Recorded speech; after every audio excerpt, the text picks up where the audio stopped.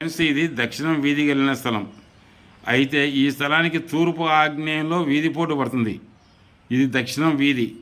తూర్పు నుంచి ఇక్కడ వస్తూ ఇక్కడ తూర్పు ఆగ్నేయంలో వీధిపోటు ఇస్తుంది. ఈ వీధిపోటు తగులు కలవారు ఈ వీధిపోటు కలవారు చాలా మటుకు ఇబ్బందులతోనే పడుతుంటారు. యజమాని భార్యను కోల్పోవడం, ఇద్దరు భార్యలు ఉండడం, సంతానం క్రమశిక్షణ లేకుండా కలిగి ఉంటారు. కోర్టు స్టేషన్ల చుట్టూ తిరగడం, యాక్సిడెంట్, అగ్ని ప్రమాదాలు జరగడం, ఆడపిల్లలు పుట్టినికి చేరడమే కాకుండా పక్షవాతం, పోలియో వచ్చిన వాళ్ళని కూడా ఇక్కడ చూడవచ్చు. ఇంకా అవయవం లోపగల పిల్లలు, పిచ్చివారు కూడా ఇటువంటి ఇళ్ళలో ఉందరు. ఇక్కడ జీవితంలో స్థిరత్వం లేని వ్యక్తులు ఎక్కువ ఉంటారు. కాబట్టి ఈ వీధిపోటు గల గృహాల జోలి పోవద్దు. ఈ స్థలం తూర్పు ఆగ్నేయ వీధిపోటు ఇస్తున్న స్థలం. ఇది పనికిరాదు. ఇక్కడ ఉన్నది తూర్పు వీధి కలిగిన స్థలం. ఈ స్థలం కూడా అంతే. ఇక్కడ చూస్తే ఆగ్నేయ వీధిపోటు, ఇటు చూస్తే ఈశాన్య వీధిపోటు కలిగిన స్థలం అవుతుంది.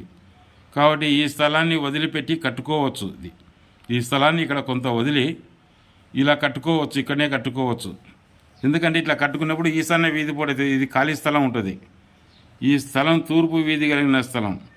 ఈ స్థలం ఫలాలు మంచి రెండు సమానంగా ఉంటాయి. అయితే ఉత్తరం ఎక్కువ ఖాళీగా వదిలి కట్టితే మంచి ఫలితాన్ని ఇస్తాయి.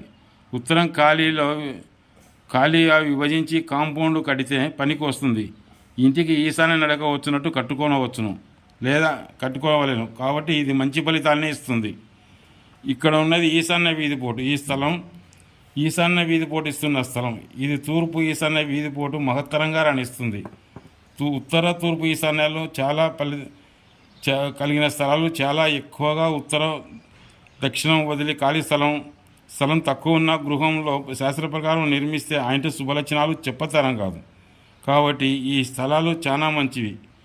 ఇది దినదినాభివృద్ధి చెందుతాయి. కాబట్టి కొద్దిగా వాస్తు విరుద్ధంగా ఉన్నా రాణిస్తాయి ఇట్లాంటి స్థలాలు. ఇవి కొనవచ్చును సంతోషంగా.